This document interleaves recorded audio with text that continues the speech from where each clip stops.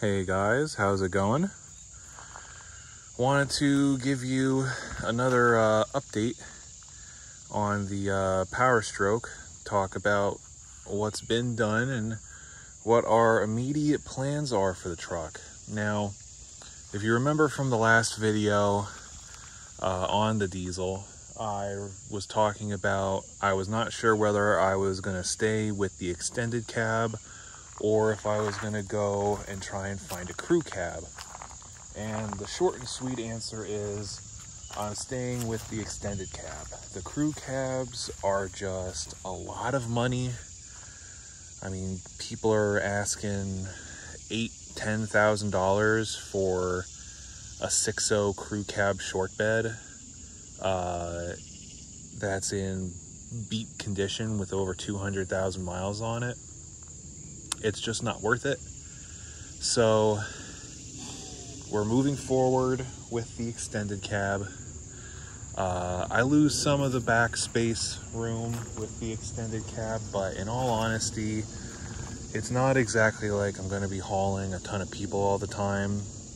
So it's not a huge loss. But let's start with probably the most noticeable change. And that is our wheels and tires. You can see they are looking a bit smaller than the last video. And that is because we went and put the stock size tires back on it. So these are 235 85/16s. They're Goodyear Wrangler Workhorse HTs. They're a highway tire. And the reason for that is, I did the mud terrains.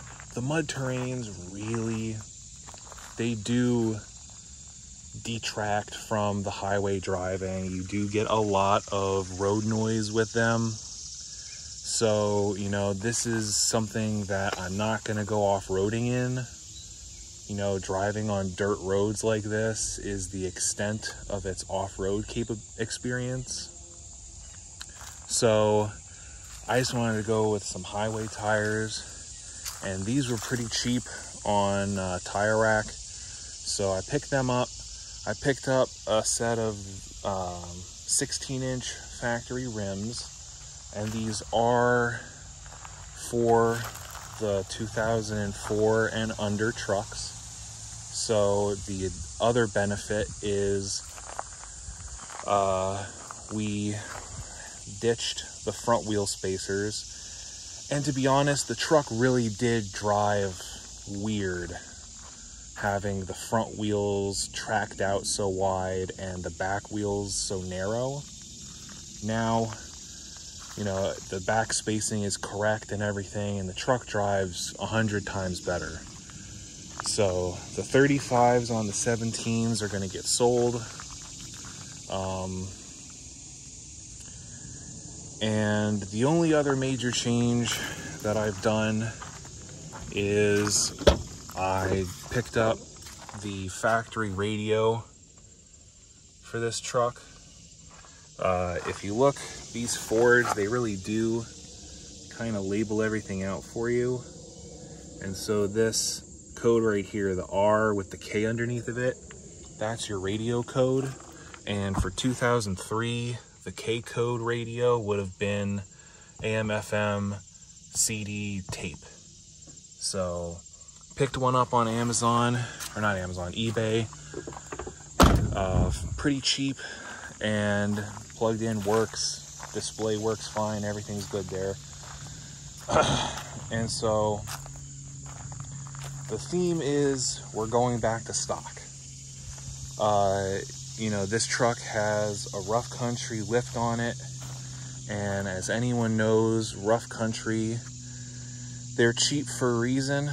The lifts ride rough, and rough country bushings will, deteriorate and blow out within a year. And, this lift is a much older lift. It was done a long time ago. I already had to replace the shocks because the bushings were non-existent. But The leaf springs are definitely worn out. You know, when you turn at a slow speed, hard enough turn, you do hear a loud pop from this side. I think it's the leaf spring or something in the bushing for the leaf spring shifting. And you go over bumps now that it just has the highway tires and it doesn't make a lot of noise when it's rolling. You go over bumps and you can kind of hear the clack clack of metal on metal from no leaf spring bushings. So I want to ditch the rough country. You know, rough country is just an absolute terrible brand. I can make a whole rant video on rough country if I want to. So we're going to go back to stock height. I have to order the stock front leaf springs. The rear leaf springs are actually factory. This is a super cheap lift kit, so it just has blocks in the back. So the factory leaf springs are still there, so I can just reuse them. Just take the blocks out. And then up front, again, change out those leaf springs, change out the shocks, sway bar links, remove our drop bracket, or at least hope to remove our drop bracket, and remove our drop pitman arm. I already have a bunch of parts for it, but I'm waiting on ordering the leaf springs and the stock sway bar, or track bar bracket and everything. The other thing that we're going to be doing is changing the exhaust. This does have an aftermarket exhaust on it. If you can see it under there, it's an older exhaust. It just uses the factory downpipe, and then I guess where the catalytic converter was, they cut it and did some kind of janky adaptation to what I'm assuming is a 4-inch exhaust, maybe even a 3-inch. I'm gonna say 4. What we're gonna do is a 5-inch straight pipe exhaust, so no muffler, get all the loud diesel noises. And the kit is gonna come with a 4-inch downpipe, which will flow a lot more than the stock downpipe does. And we're also doing a turbo. The turbo that's in there, I believe, is the factory turbo with 180 or 200,000 miles on it. And I think one of the seals inside is bad because it's pushing a little bit of oil through the intercooler boot piping. And I think the VGT blades or vanes in the turbo are seized or sticking because you're driving down the road, you're going on the highway, you're like 60 miles an hour or more, and you slowly let off the gas or the accelerator pedal, and right at part throttle you'll get a kind of grinding, whirring noise. I can't think of what else it'll be. You know, the faster you're going, the louder it is. But if you get into the throttle or let off the throttle completely, it stops doing it. So it's only at that part throttle, and it's only at 60 miles an hour or higher. So yeah, so turbo, 5-inch straight pipe exhaust, and delifting the truck, putting it back to stock. The reason I put the stock tires on now, I want my speedometer to be accurate. I want my odometer to be accurate.